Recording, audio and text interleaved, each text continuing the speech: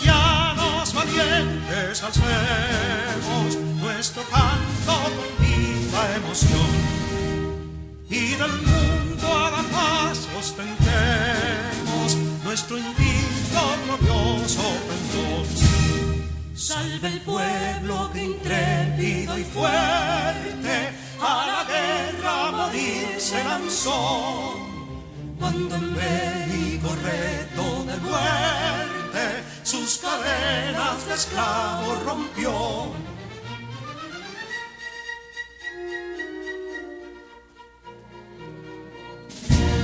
Ningún pueblo ser libre merece si es esclavo, indolente y servil.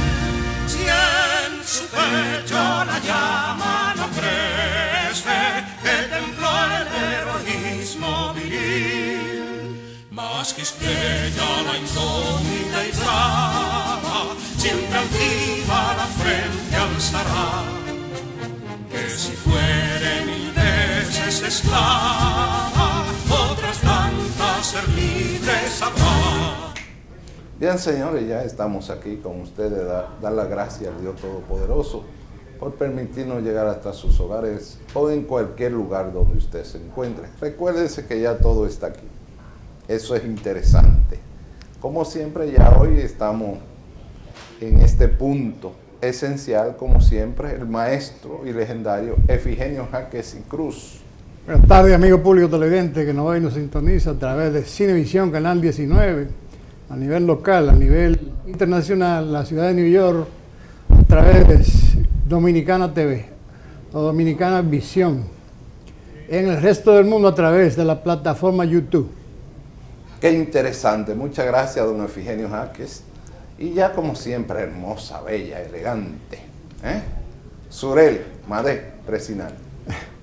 Buenas tardes, querido público. Después de darle las gracias a Dios por permitirnos llegar a cada uno de sus hogares, darle las gracias a ustedes por mantener la sintonía día tras día en este toque de queda. Democracia TV. Así es, ya con nosotros también está presente el ex ministro de las Fuerzas Armadas y mayor general en retiro, como le llaman, el escritor, el amigo, el académico y el intelectual, todos los rangos que se le pueda dar a un ser humano. José Miguel Soto Jiménez, como cariñosamente le dice el pueblo, no yo. Ahí ustedes lo tienen en pantalla, a ver si es posible, Ale.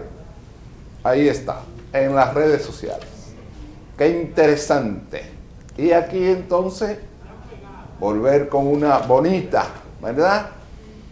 La celebración del cumpleaños de Jacqueline Rivera Santos, allá en Puerto Plata, que nosotros nos unimos a esta felicitación, hermosa como siempre, bella y elegante. Un poquito de música, Alex, para alegrar el alma, que nos lleve al firmamento.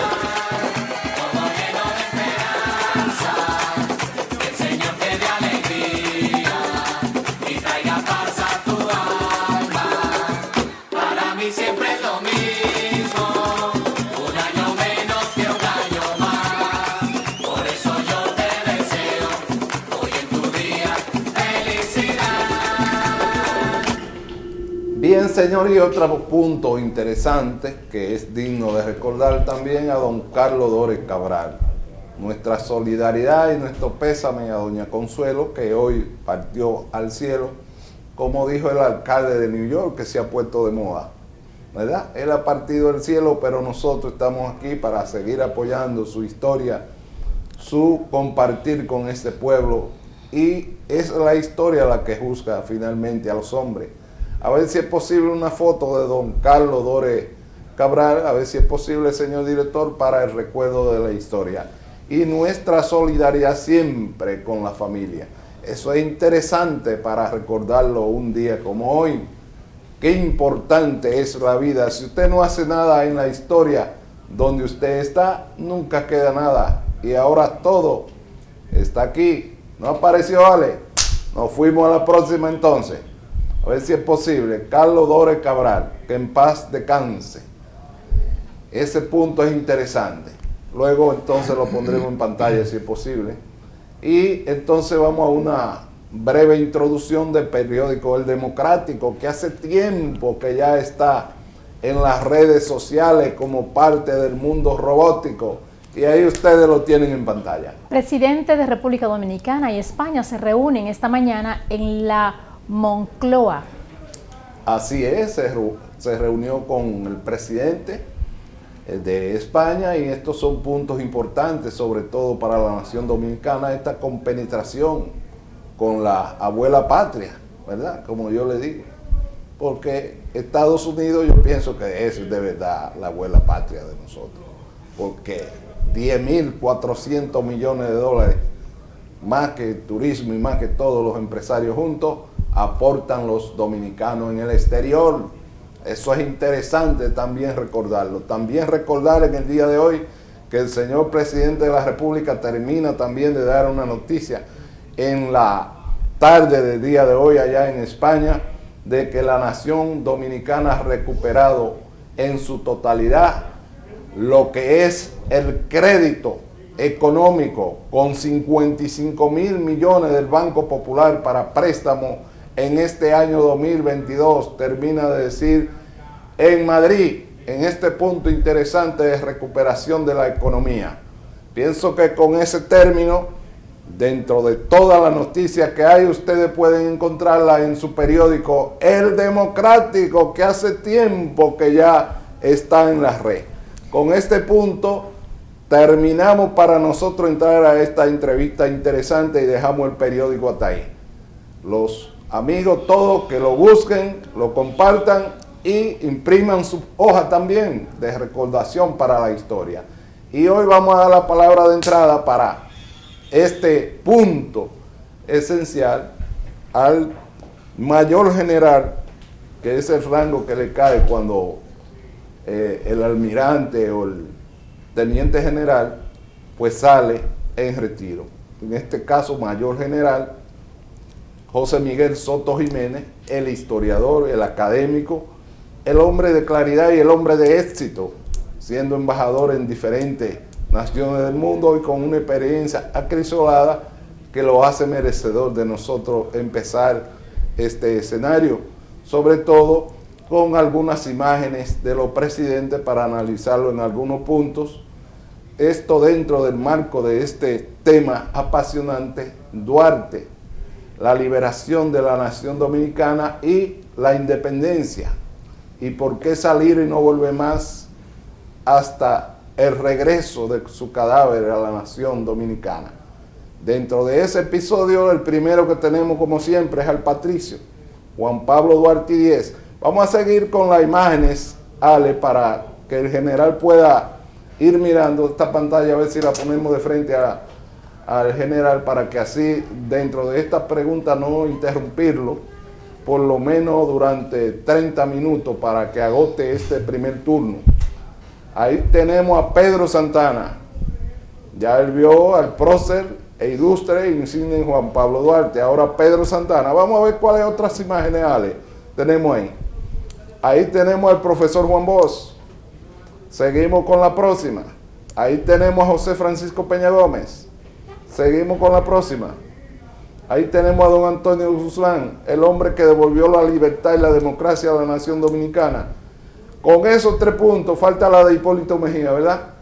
A ver si es posible. No puedo dejar al presidente Mejía porque definitivamente es parte del hombre que juega a la democracia siempre desde que ocupó la presidencia en el año 2000. Siempre juega la democracia para que no pase lo de Lula da Silva aquí como en Brasil. General, ahí usted tiene 5 episodios. Empezamos con eso y 7 con el Hipólito. Bueno, donde debemos comenzar primero es yo agradecer la deferencia de esta invitación, la cual asumo con mucho entusiasmo. Y además acompañar esa complacencia como invitado para decirles a ustedes que saludo el grupo de amigos en el que estamos hoy, pero además un saludo muy dominicanista a toda la audiencia, no solamente de los dominicanos de aquí, sino de los de allá. Entonces, vaya esa salutación fervorosa a todos los dominicanos, aquellos que no solamente lo son por derecho, sino que lo ejercen.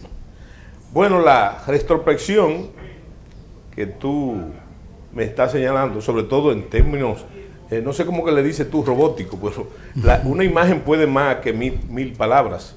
Lo primero que debo decirte es que el primer personaje que aparece en la pantalla es el general Pedro Santana. Interesante que esa es una de las pocas fotografías, eso no es una pintura, del general Santana. Ya el general Santana, entrado en años, murió de 64 años, pero por las expectativas de vida, un hombre de 40 años ya era un hombre viejo. Y él tenía, cuando murió, 64 porque nació a principios del siglo XIX. Yo creo que la fotografía no solamente capta la imagen de él a esa edad, sino también que capta el peso de los dilemas que tuvo que afrontar.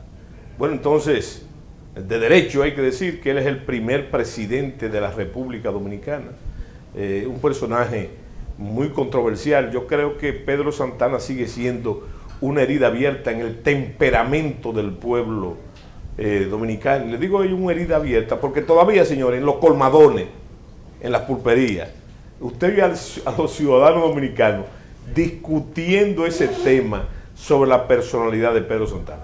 Naturalmente, debo decirte, para no ser muy amplio, a pesar de todos los minutos que me has dado para hacer mi exposición, yo te digo que el general Santana, que realmente es la figura militar preponderante de la Primera República, y sobre todo en el concepto de la separación de Haití, Pedro Santana es un héroe y un antihéroe al mismo tiempo. Y desde ese punto de vista, y es una opinión muy personal, fruto de mi afición por la historia y del estudio que he hecho del personaje por muchísimos años, te diré que es un personaje prisionero de su dilema fundamental, pero no solamente prisionero, sino inexcusable. Hay mucha gente que dice que Pedro Santana hizo el pecado de la anexión, que era el único que no podía hacer para librarnos de la amenaza haitiana. Eso es falso, totalmente, esa apreciación, porque la guerra de independencia terminó en el 1856 y su última batalla fue la del 24 de enero de ese año, que fue la batalla de Sabana Larga, Jacua y Macabón en el norte. Y de ahí se acabó la guerra con Haití. Tras más de 13 años de campañas militares, 4 campañas militares, multitud de batallas y combates en la que siempre salimos vencedores. Ese pueblo dominicano en inferioridad numérica, en inferioridad de armamento, venció. Entonces yo pienso que no es excusa, y en ese concepto, lamentablemente, porque es una figura que gozó de el aprecio y la admiración del pueblo dominicano hasta que cometió ese error, que como ya he dicho, era el único que no podía cometer, ¿verdad? Y entonces hay que llamarla por su nombre. Fue un traidor a la República Dominicana que él ayudó a construir. Y yo le digo a usted una cosa, lo único que se le puede decir de Pedro Santana, no como atenuante, es lo que él mismo le decía a la comisión de notables. Cada vez que iba a fusilar una persona, iba una comisión de notables. Todavía se usa eso en las elecciones dominicanas, esa comisión de notables. Entonces, él iba donde él a interceder por la vida de esos ciudadanos, que muchos de ellos fueron próceres de la República. Y entonces lo despachaba diciéndole lo que hay que decirle a él ahora. ¿Cómo se despachaba? Él decía, señores, contra la traición no puede haber piedad. Aplíquesele eso a Pedro Santana. Entonces siempre se argumenta también que, bueno, fue la espada de la independencia. Bueno, cosa que podemos discutir en ese sentido. Y sobre todo siguiendo el pensamiento de Víctor Hugo, que decía que la cumbre es la región de los iguales. En ese sentido. Pero, desgraciadamente, el general Santana, que comenzó bien, luchando por la República Dominicana y luchando para forjar la República Dominicana, terminó muy mal vendiéndola, enajenándola al poder extranjero. Eso es cuanto. ¿Cuál es su opinión con relación a una propuesta que tiene el senador de Pedernales, Dionis Sánchez, de que sus restos sean sacados de ahí del Panteón de la Patria? Mire, yo quería decirle y recalcarle que hace unos años, yo fui el primero que propuse que sacaran los restos del general Santana del Panteón Nacional. Inclusive fui invitado por una comisión en el Congreso de la República para debatir esto, y no solamente debatir esto, sino dónde lo iban a llevar.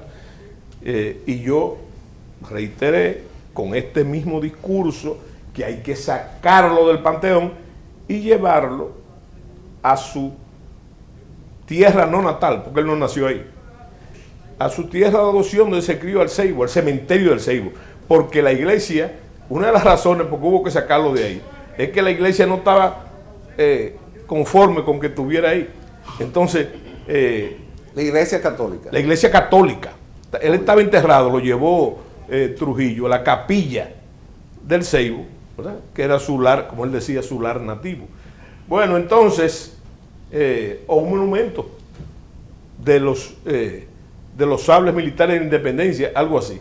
Pero ahí no puede estar de ahí porque él está rodeado de las víctimas, de sus propias víctimas. Y figuras que son fundamentales para preservar en la memoria del pueblo dominicano. Entonces, es una contradicción enorme que él esté ahí. El presidente Balaguer, cuando se iba ya en 1996, fue que ordenó el traslado al Panteón de la Patria. ¿No será un nicho para que lo lleven a él también? No, yo pienso que no. Yo pienso que hay una fecha, escúchame que te corrija, eso no fue en el 96, eso fue en el, si no, mi mente, no, yo estuve presente en ese acto, porque yo era un teniente nuevo, eso fue en el 76, 77, okay. No en el 96. Y déjame decirte que yo presencié ahí en ese hecho, en ese evento, el que hizo la ceremonia para trasladar a Santana, todo el ceremonial, del Ceibo a la catedral y de la catedral a la capilla de los Remedios, que es el Panteón Nacional, fue el general Cuervo Gómez, entonces creo que era general de brigada. Y después de un discurso magistral, como eran los discursos de Balaguer, cargado de verdades históricas y de imprecisiones históricas también, recuerdo que el historiador Manolín Goico Castro le dijo al doctor Balaguer cuando él terminó, presidente, usted no debió traer aquí al general Santana para insultarlo.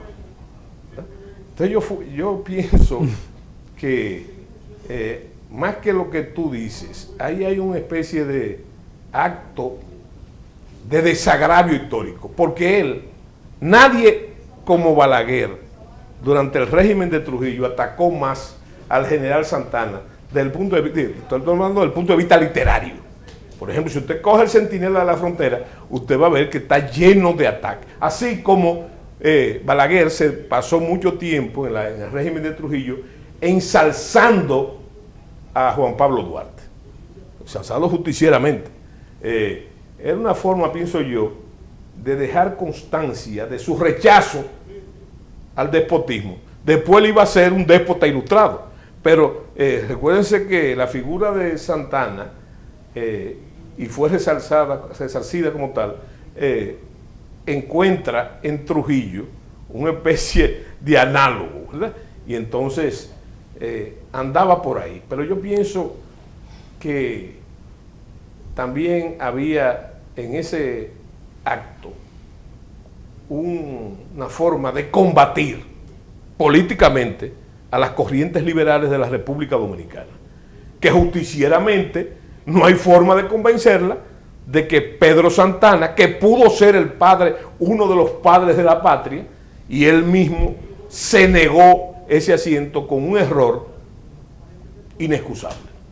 Bien, recuerden que estamos conversando con el mayor general retirado, José Miguel Soto Jiménez, como historiador, es uno de los mejores aquí de la nación dominicana y ya aquí estamos escuchando con él. Entonces, dentro de ese punto, vamos a entrar ahora entonces en el tema Juan Pablo Duarte y la Trinitaria para lograr la independencia.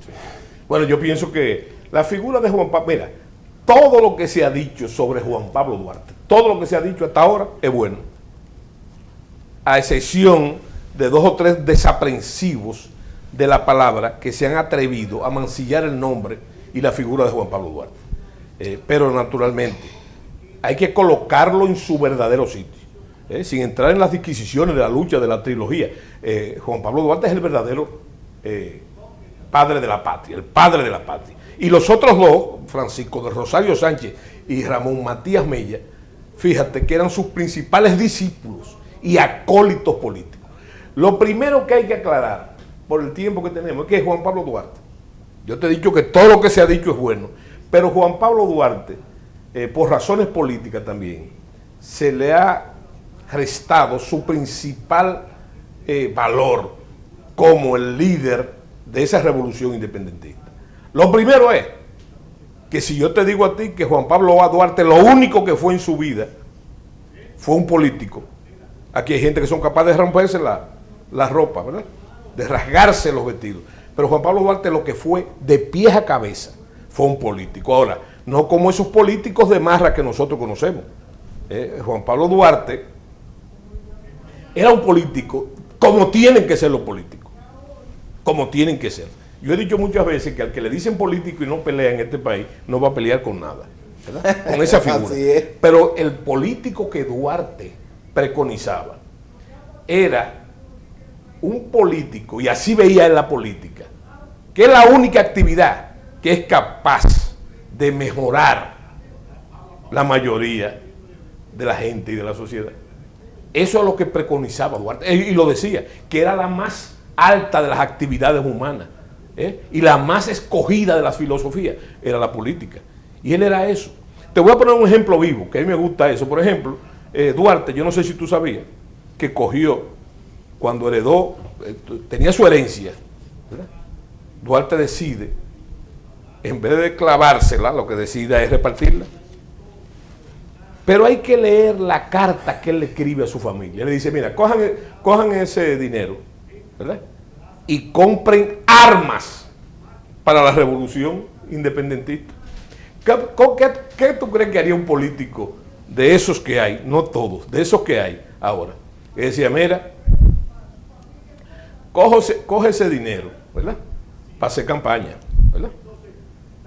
Y ya tú sabes que si ganamos, hay papá. Eso sería la configuración del político de hoy mercantilista, ¿verdad? Pero eso no es lo que dice Duarte. Entonces, ese es un aspecto, el Duarte político. El Duarte que fue muchas cosas, pero todo lo que fue para ponerlo al servicio de su revolución. Me explico. Se dice por ahí, usted lo sabe, que Duarte era esgrimista. Entonces usted dice, bueno, este señor es una especie de atleta olímpico de la esgrima. No, Duarte era esgrimista no porque le gustaba la esgrima, sino para que en medio de una dictadura oprobiosa como fue la de Boyer, una dictadura, que la gente no podía reunirse en el parque si no eran 3 personas, y de ahí viene la figura del Calié. Calié lo que quiere decir en creol es el hombre del cuaderno. Anotaba, ahí está Efigenio con fulano. Efigenio sabe. Sí, entonces, esa figura, ¿para qué él practicaba la esgrima? Con sus amigos, para entrenarse en el uso de las armas. Por ejemplo, se ha dicho, y realmente, que si tú ves a Duarte y su impacto en el teatro, tú dices, no, pero este era un teatrista, era un tipo, un promotor del teatro, tenía vocación de teatro. No, Duarte usaba el teatro, y en el teatro fue todo. Mira, fue actor, fue director, fue tramoyista, apuntador. ¿Para qué? Para llevar el mensaje revolucionario a la gente de una forma encubierta. Otra obra de Duarte, también tanto distorsionada, La Sociedad Secreta en la Trinitaria. Si tú lo ves, tú lo dices ahora, dice, no, eso era una especie de partido político, liberal. No, eso era, si tú lo juzgas ahora, eso es una sociedad terrorista. terrorista. ¿Para qué? Para hacer la revolución febrerista. Ahora, ¿tenía Duarte esos impulsos? Bueno, yo estoy seguro que Duarte estaba convencido y lo demuestra, que él sabía desde el principio que eso es otra dicotomía que se quiere hacer. Ah, no, Santana es la acción y Duarte es el idealista. No, el idealista, pero el hombre de acción también, porque él mismo sabe y dice que eso no se podía hacer por la buena. Fíjate que él habla de comprar armas, ¿verdad? Pero ingresa él al servicio militar obligatorio, compulsivo, pero también hace carrera como Cabo Furriel. ¿Tú sabes para qué? Para infiltrar la Guardia Nacional. Que yo digo que los haitianos lo que hicieron fue afilar cuchillo para su garganta. Cuando impusieron aquí el servicio militar obligatorio, lo que hicieron fue, le dieron oportunidad al dominicano para entrenarse. Y Duarte no solamente hizo el servicio militar obligatorio, hizo carrera como alistado en la fuerza, en la Guardia Nacional haitiana impuesta por los haitianos, sino que invitó a sus amigos y acólitos y compañeros a que ingresaran por lo mismo que te estoy diciendo. También yo pienso que a partir de los años, a partir de la restauración también, a Duarte lo borraron de la historia, del 44 al 64, al 61, las corrientes conservadoras del país. No solamente Santana, sino también ahí estaba el caso de Báez y ahí estuvo también el caso de Bobadilla, lo borraron de la historia. La última vez que se habló en el país, y no existían estos medios, fue en el 44, noviembre del 44, de forma insultante para declararlo traidor a la patria. En el Congreso se declaró traidor a la patria. ¿Por qué? Había que borrar a Duarte, porque es que Duarte, según el mismo decreto de Pedro Santana, Duarte era un peligro para la juventud.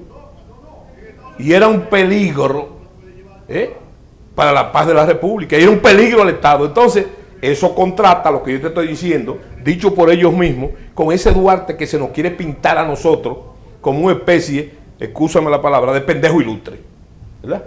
No, ese era un tipo de pelo en pecho y capaz de todo lo que había que hacer para la independencia. Entonces, ese es el Duarte que las clases conservadoras a través de la historia no quieren pintar, porque es conveniente. Es un hombre manso, es un hombre, así el hombre de la idea, pero no es un peligro para el statu quo. Entonces, eso nos lleva a otra aseveración que yo te quiero hacer. Duarte lo que fue siempre, un revolucionario de pie, y tosudo, y testarudo, porque nadie lo sacaba de esa idea, murió con esa idea en la cabeza.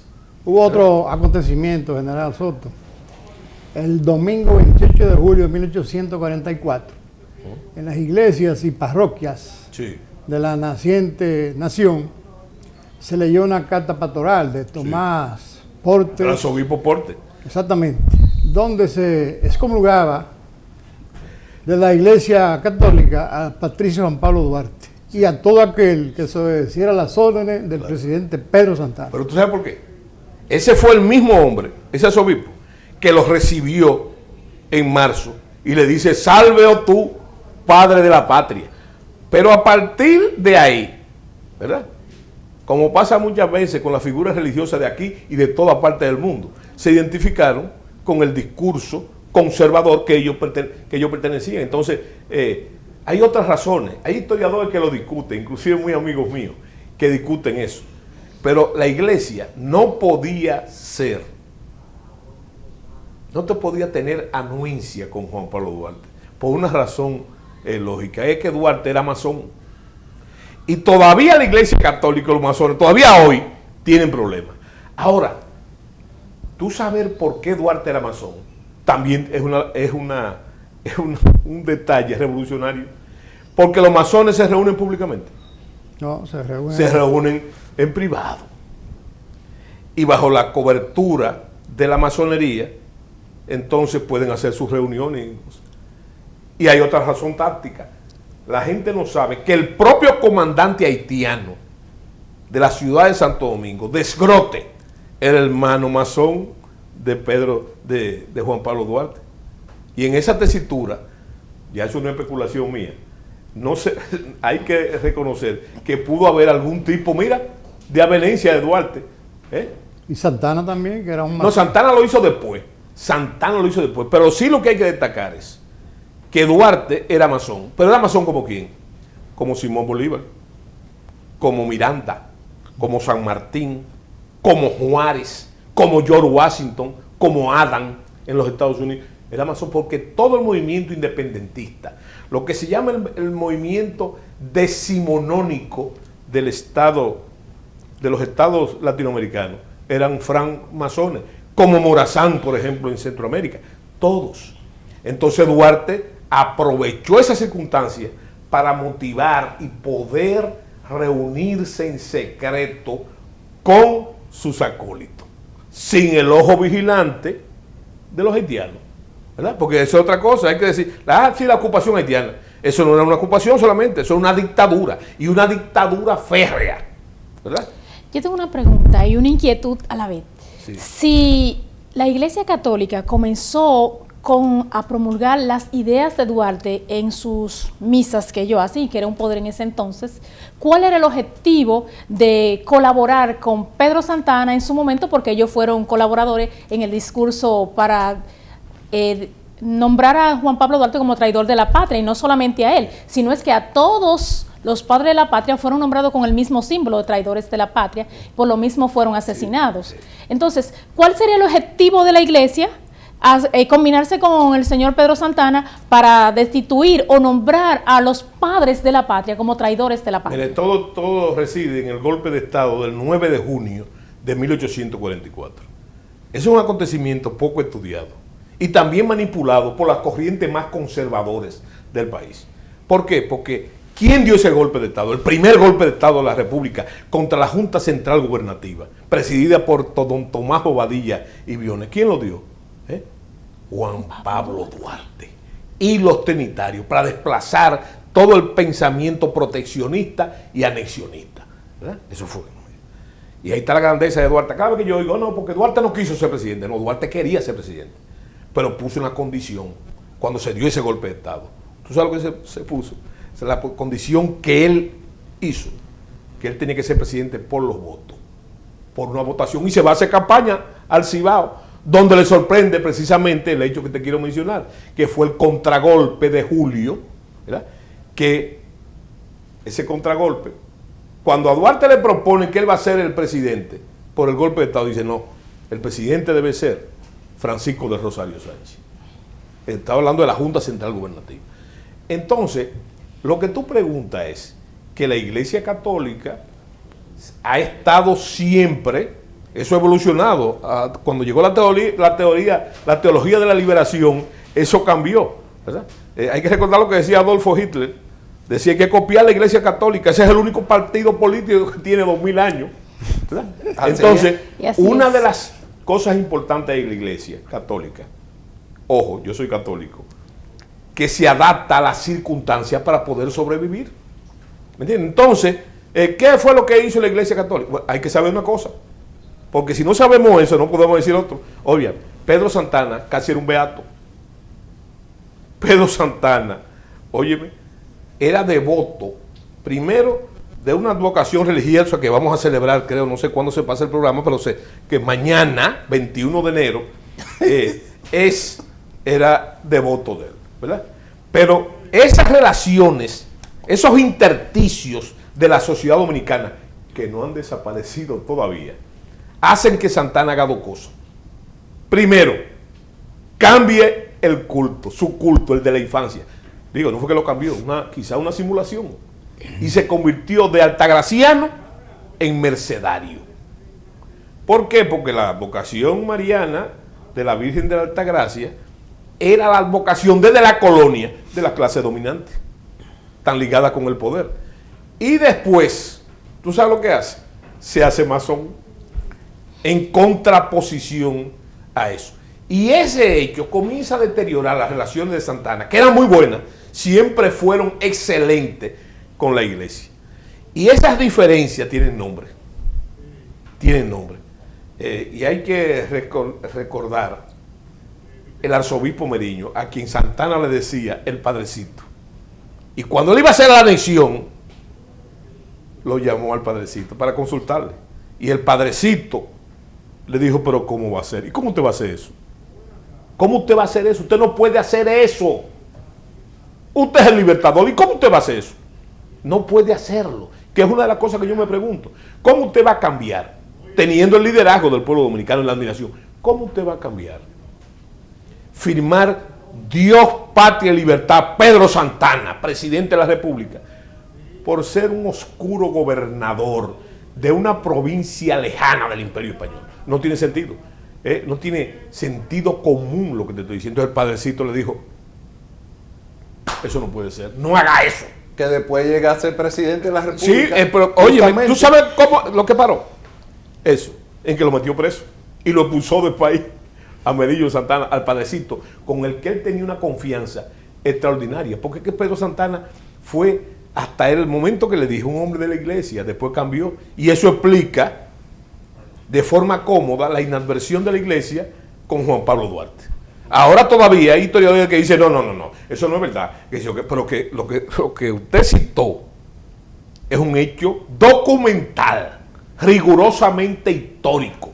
La iglesia se sumó con la excomunión, vaya usted a saber por qué lo excomulgaron. ¿Por qué era un deseo de Santana?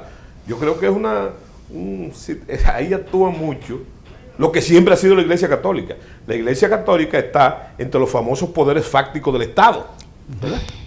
Ahora, ese poder fáctico se puede no es católico, sino religioso, ¿verdad? Porque hay otras profesiones religiosas. Bueno, señores, recuerden pedir permiso a Mayor General para ir a una brevísima pausa, porque ustedes saben que este diálogo nos lleva sin pausa y ustedes saben que hay compromiso obligatoriamente.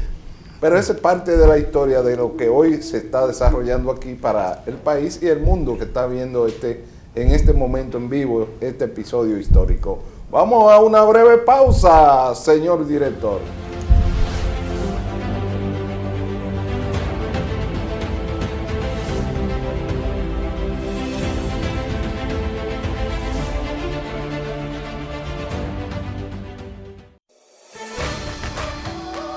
En Banreservas apoyamos la voluntad de nuestra gente. Por eso celebramos 80 años escribiendo historias de crecimiento personal y profesional, mientras continuamos con nuestra gran labor de mejorar la vida de la gente, poniendo el corazón en cada momento. Banreservas, 80 años siendo el banco de todos los dominicanos. Héroes de la montaña. Los mejores centinelas que tiene la República Dominicana son los caficultores y la caficultora. A esos que quedan en la montaña, este gobierno que preside don Luis Abinader le da la garantía y estamos trabajando para que reciban todos los recursos que necesitan los caficultores y la caficultora para seguir en la montaña, protegiéndola y produciendo para volver a convertirnos en un país primero autosuficiente para el consumo nacional y segundo, volver a exportar. Lo que vivimos de sembrar y cosechar, sabemos que cuando menos lo pensamos llegan los tornados, inundaciones o sequía. Pero hombre precavido vale por dos. Protegemos todos los cultivos y crianzas a nivel nacional. Frutales, hortalizas, ganado vacuno, crianza de pollos, invernaderos, maquinarias agrícolas. Acércate a nuestras oficinas ubicadas en las sucursales del Banco Agrícola en todo el país. Agrodosa, la garantía del productor. Síguenos en Instagram, Facebook, también en Twitter y en YouTube. Encuéntranos como Democracia TV RD y sé parte de todo el contenido digital que te ofrecemos a través de nuestras redes sociales.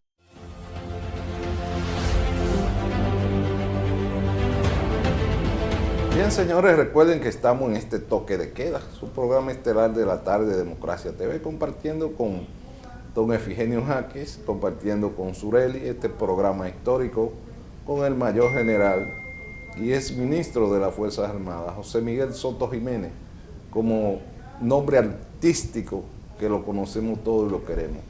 En ese punto, Ale, vamos a ver la siguiente foto para dejar ese tema hasta ahí, para ver algunos análisis también de la historia más reciente. El caso del presidente, bueno, aquí tenemos un nombre muy parecido, pero vamos a ver el parecer de Soto Jiménez, a un hombre muy parecido a Juan Pablo Duarte. Bueno, no quería pasar al doctor Peña Gómez, a mi amigo personal, el doctor Peña Gómez, sin hacer una puntualización. Ok.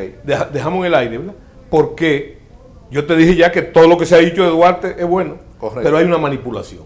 Vamos a ver. Porque hay una manipulación de pintarnos. A mí me llama poderosamente la atención que a Duarte lo trae del exilio, vuelto cadáver, lo trae Ulicero. El más grande violador de los derechos humanos del siglo XIX. No es Santana ni Báez, es Lili, Ulicero. Exacto. Y a mí también me llama mucho la atención que Rafael Leonidas Trujillo Molina, que se metió con todo en este país, inclusive la manipulación de la historia, no tocó nunca a Duarte ni con el pétalo de una rosa. Al contrario, lo exaltó con el 44. ¿Por qué? Me llama la atención. ¿Por qué Joaquín Balaguer escribe un libro que se llama El Cristo de la Libertad, que es capaz de decir que Duarte era una figura impoluta, sin pecado, ¿verdad? Era una especie de virgen de la altagracia? ¿Por qué? ¿Por qué? ¿Por qué? Porque se nos ha querido pintar lo que yo te dije ahorita, una figura mansa, una figura que aguantó de todo, ¿verdad? Obsecuente. ¿Para qué? Para no entrar en mucha teoría. Eso es un axioma. ¿Tú sabes qué? Quieren que seamos, y todavía la propaganda oficial dice, hay que ser como Duarte, el dominicano de gloria más pura, ¿verdad? Que es muy bueno, y es verdad, pero quieren que seamos como ese Juan Pablo Duarte para gobernarnos, para seguirnos gobernando como Pedro Santana. Ahí es que está el juego. Seamos como Duarte, como ese hombre tolerante, como ese civilista, ¿verdad?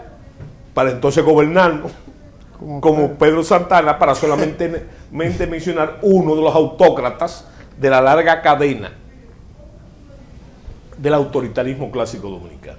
Ese es el juego, el kit del asunto. Bueno, entonces sigue el doctor José Peña Francisco Gómez. Peña Gómez. Para mí es el líder, hay que ponerlo en su sitio, el líder de masas más grande de la República Dominicana, ¿verdad? Un hombre generoso, un talento poco usual y poco aparecido. Un hombre realmente generoso, pero además de eso, un hombre íntegro y honesto. Y oye lo que te voy a decir, mi experiencia personal. Un hombre poseído de una dominicanidad, del ejercicio de una dominicanidad a toda prueba. Hay mucha gente, y eso ha sido manipulado políticamente, fue manipulado y todavía sigue siendo manipulado por sus orígenes biológicos. Yo te voy a decir una cosa, que hay quizás gente que no repara o no le conviene reparar en eso.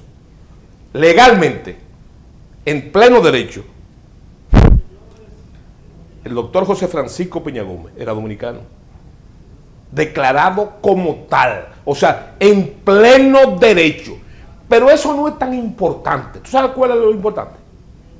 Que ese señor ejerció la dominicanidad desde el punto de vista de la política como pocas personas, como pocos dominicanos la han ejercido. Él es un dominicano de pleno derecho, en pleno derecho. Y te voy a decir una de esas cosas que a la gente le gusta histórica.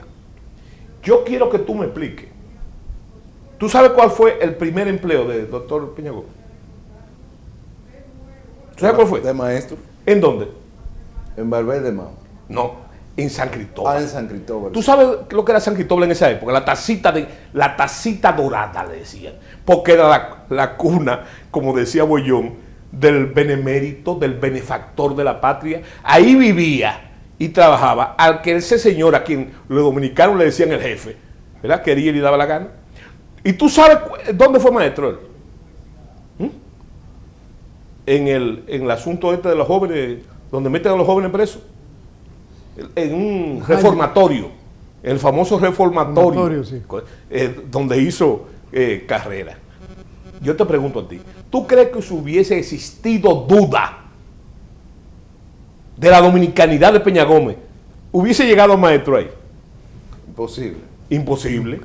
¿Por qué? Porque Trujillo no solo... Se cuenta que cuando él fue maestro, ya había pasado el corte del famoso llamado corte del 37. El 37. Y había toda una campaña en pro, no solamente de la nacionalidad, ¿verdad? Yo soy lo que cree. Hay mucha gente que dice Trujillo era nacionalista. No, Trujillo no era nacionalista. Trujillo era el dueño de una finca. Y no hay nada más celoso que un dueño de finca con los colindantes. ¿Tú me explico?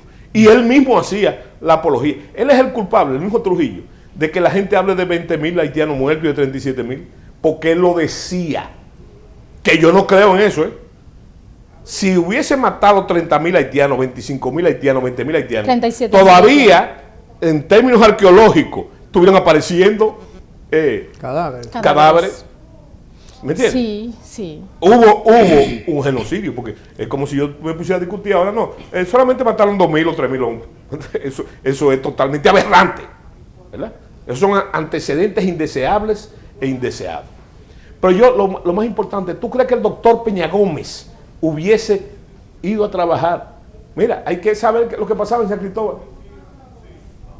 En San Cristóbal a Trujillo le cogió con que había que blanquear la población. Y empezó a traer gente del Cibao, blanca, para estudiar, trabajar.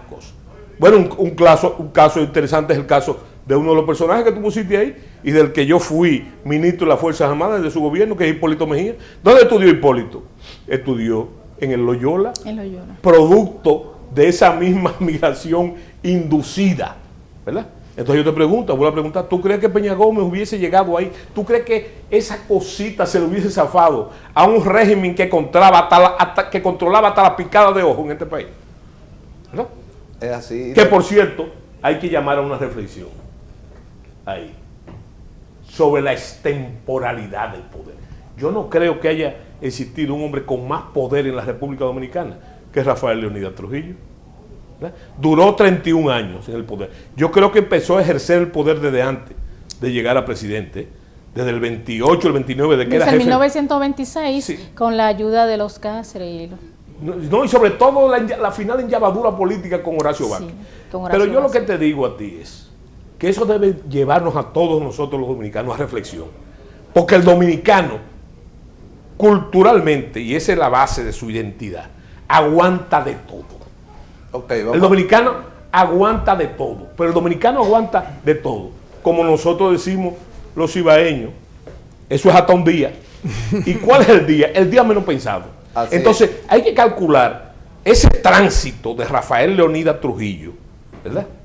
Desde la cúspide del poder absoluto al baúl de un carro. Eso hay que meditarlo. Pero no para hacer exaltar a nadie, sino para conocernos a nosotros mismos, para conocernos todos. Exactamente. La otra figura, porque nos quedan 5 minutos nada más. Sí, queda muy poco. Vamos a dejar todo lo demás y nos vamos a concentrar un poquito en don Antonio Guzmán Fernández. Ahí don Antonio tiene pantalla. Don Antonio es una figura que debe ser exaltada desde muchos puntos de vista. Naturalmente conociendo también las raíces de don Antonio. Que don Antonio ya era una figura presidencial, señor, en la Guerra de Abril. Se propuso y fue ministro de Agricultura, creo, en el gobierno constitucionalista. Sí. Pero fíjate una cosa interesante. Si tú como se hacen las cosas aquí ligeramente, tú vas a ver que para mí es el último eslabón del poder atero. Mucha gente va a decir, Soto está loco, del poder atero, porque eso es lo que era él. Él lo que era un ganadero. Un ganadero. Pero déjame decirte, don Antonio es el hombre preciso para el momento preciso del 78. ¿Tú sabes cómo le decían a don Antonio? En el 78. En el 78 yo era primer teniente. ¿Tú sabes cómo le decían?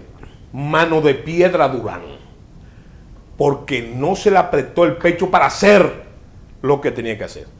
Y es la cumbre, para mí, más allá de la política, del agrarismo dominicano. Del agrarismo dominicano. Es la época dorada del agrarismo. Pero el gran cambio, como ha sido siempre, lo promueve él. Lo promueve el gran cambio. Otro eslogan, el cambio sin violencia, ¿verdad? Y pudo desmantelar, entre ellos, la estructura militar, ¿verdad?, más pesada y comprometida políticamente que ha tenido la historia, y lo hizo él. Y preconizó los grandes cambios, don Antonio. ¿Usted cree posible que este hombre... Otra cosa, escúchame. Era un hombre fundamentalmente honesto, don Antonio, e íntegro. Así es. Yo quiero lanzarle esta propuesta a usted, como un alumno suyo, un muchacho de esto del campo. Yo fui uno de los que puse los primeros afiches, fue uno de don Antonio en mi campo con 14 años. Pero solamente el gesto de la libertad después de la vida, yo creo que a don Antonio hay que exaltarlo y llevarlo al panteón de la patria. Sí. Pienso yo. Es un presidente que merece todo el reconocimiento. Además, es una figura señera que logra evitar el desbordamiento de las pasiones. Porque como siempre ha pasado, un cambio de gobierno así, un cambio de gobierno debió traer... No es fácil romper esas raíces. Claro, pero óyeme una cosa, te estoy hablando ahora en mi otra cachucha como guardia. Te voy a decir una cosa. Don Antonio fue un amigo de las Fuerzas Armadas, ¿verdad? Y fortaleció las Fuerzas Armadas, despolitizándola y escogiendo una serie de jefes militares, ¿verdad?, que preconizaron después el gran cambio. ¿Pero qué gran cambio? El gran cambio profesional en las Fuerzas Armadas, el gran cambio institucional, sin violentar, ¿verdad?, esa corriente conservadora. ¿Qué quiere decir conservadora? No tiene que ver con lo otro. Conservadora es que las Fuerzas Armadas son una institución fundamentalmente conservadora, enemigo de los cambios bruscos, y él lo condujo perfectamente sin violentarlos. Bien, vamos a dejar la mención del libro, Efigenio, para el próximo lunes. Este libro de General Soto Jiménez que acaba de entregar. Y vamos a hacer ese comentario el lunes para nosotros tener la oportunidad también. Ahí ustedes lo tienen en pantalla. Vamos a hacer este comentario el lunes, si Dios lo permite. Y darle las gracias al general porque hemos llegado al final de esta importante entrevista que hoy se convierte en histórica para el país y el mundo. Ya ustedes saben que ha nacido un nuevo reto. Don Antonio Guzmán Fernández al panteón de los héroes por traer aquí a los presos políticos y traer la libertad. El que sabe de dictadura sabe de lo que yo estoy hablando. Que Dios nos bendiga a todos. Muchas gracias, general. Gracias. Bendiciones. Que Dios le dé salud.